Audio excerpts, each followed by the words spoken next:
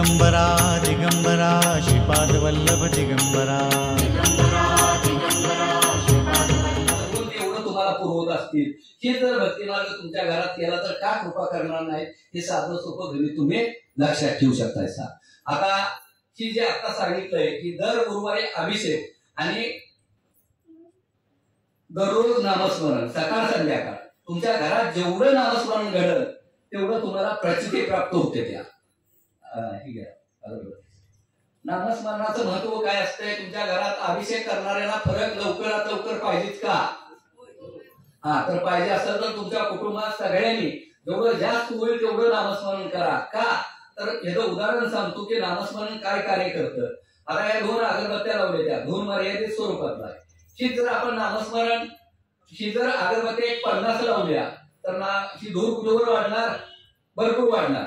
म्हणजे धूर जसं वलय वाढतं तसंच नामस्मरणाचं वलय निर्माण होत असतं. त्या धुरासारखं आपल्या दृष्टीला ते दिसत नसतं पण त्या शक्तीला आणि दिव्य दृष्टी असतं त्याला दिसतं. जेवढं नामस्मरण वाढलं तेवढं ही वलय निर्माण होत असतं आणि जेवढं वलय निर्माण होईल तेवढी वाईट शक्ती जी घराच्या बाहेर तुमच्या असत्या ते अतिशय दूर जाते.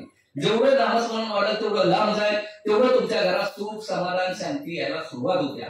फक्त एकच की जरा फरक पडला व्यवस्थित झाले की भक्ती मार्ग बंद करू नका. आता लोक म्हणतील की कुठवर करायचा? तुम्हाला सुख पाहिजे तिथवर करा. ज्या दिवशी दुःख पाहिजे तो प्रश्न तुमचा आहे. तर हे कंटिन्यू आपण आयुष्यभर महाराज जन्मोजन्मी मिळावं हे आम्ही मागतोय. तुम्ही काय मागायचं निदान या जन्मात तरी व्यवस्थित करा आणि मागा एवढीच विनंती आहे. जवळजवळ इथं आता सगळ्यात महत्वाचं काय आहे की मोराळ तीर्थक्षेत्र कशासाठी गाजणार आहे कशासाठी गाजलंय ही एक महत्वाचा मुद्दा आहे की इथं प्रत्यक्ष दत्तप्रभू बरोबर आमचा पुतण्याच्या माध्यमातून संवाद होतो. हा संवाद म्हणजे काय? परमेश्वर जसं बोलते ती शब्द ना शब्द ऐकायला संतुष्ट येत असते आणि लिहायला आम्ही 2 माणसं असतो इथं एकाला आणि व्हॉइस रेकॉर्डिंग असतं का तर त्यात काना मात्राचा बदल होणे आणि मग त्याची आज्ञा तयार होती. 2-2 शब्द येत असते ते आणि 2-2 शब्द झाल्यानंतर आज्ञा. त्या आज्ञा मला वाटतं 14 वर्षाचे आम्ही एकत्र साठवून आमचं विशाल भाऊने ह्या दत्त जयंतीला गुरु आज्ञा म्हणून हे पुस्तक काढलेलं आहे. त्या पुस्तकामध्ये दत्तप्रभूच्या आलेल्या आतापर्यंतच्या 219 आज्ञा जवळजवळ आहेत.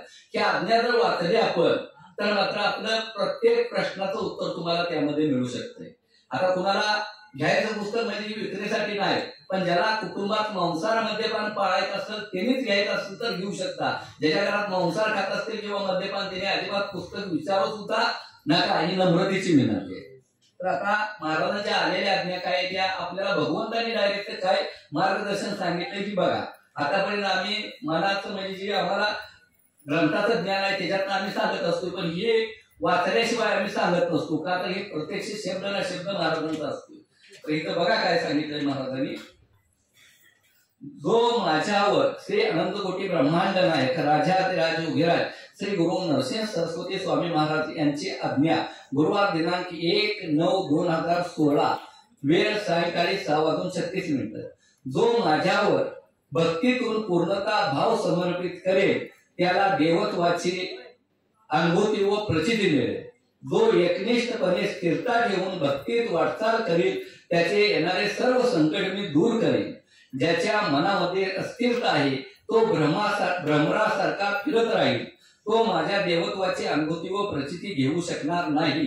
जो भक्तीचे मोजमाप करेल किंवा तुलना करेल तो तेवढाच प्राप्तीपासून दूर राहील. एकनिष्ठ सेवा जो करेल त्याला औचित फळ प्राप्त होईल.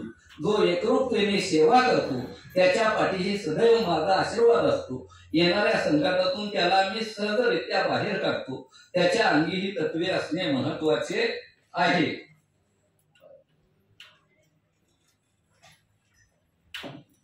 आता ह्या क्षेत्राला कुणी काय करायचं कुणी काय न करायचं हा प्रश्न तुमचा आहे. पण महाराजांनी काय सांगितलं ही एक आज्ञा आहे.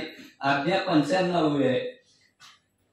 श्री अनंतकोटी ब्रह्मांड नायक राजाधिराज उघेराज श्री गुरु नरसिंह सरस्वती स्वामी महाराज यांची आज्ञा गुरुवार दिनांक 1/12/2016 वेळ 6:33 भक्ती मार्गामध्ये नियम भक्ताचे कर्तव्य भक्तीचे तत्व व आचरण व आज्ञेचे पालन निश्चयता दृढता आत्मीयता जो भक्त या ठिकाणी समर्पित करेल त्या भक्तास जागीच अनुभूतीची प्राप्त होईल.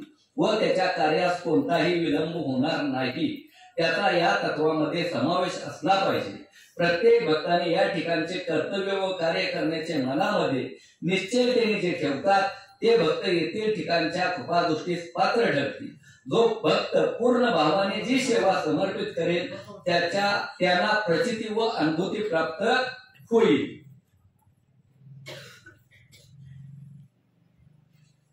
माझ्या कृपादृष्टीस पात्र होण्यासाठी भक्तास असंख्य अशा परीक्षेतून जावे लागते. ज्या भक्तामध्ये दृढता व निश्चयता आहे तोच भक्त माझ्या कृपादृष्टीस पात्र होऊ शकतो.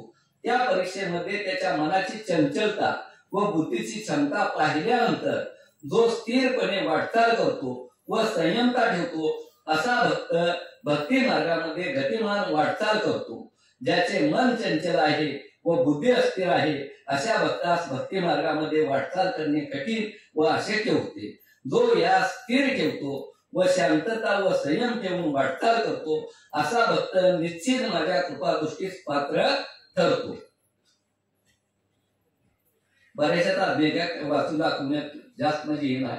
कोणाला लागायचं असलं पुस्तक असलं तर. अधिक माहितीसाठी स्क्रीनवरती दिसत असलेल्या कोणत्याही मोबाईल क्रमांकावरती संपर्क करावा किंवा व्हॉट्सअपवरती हाय टाईप करून पाठवावे. धन्यवाद.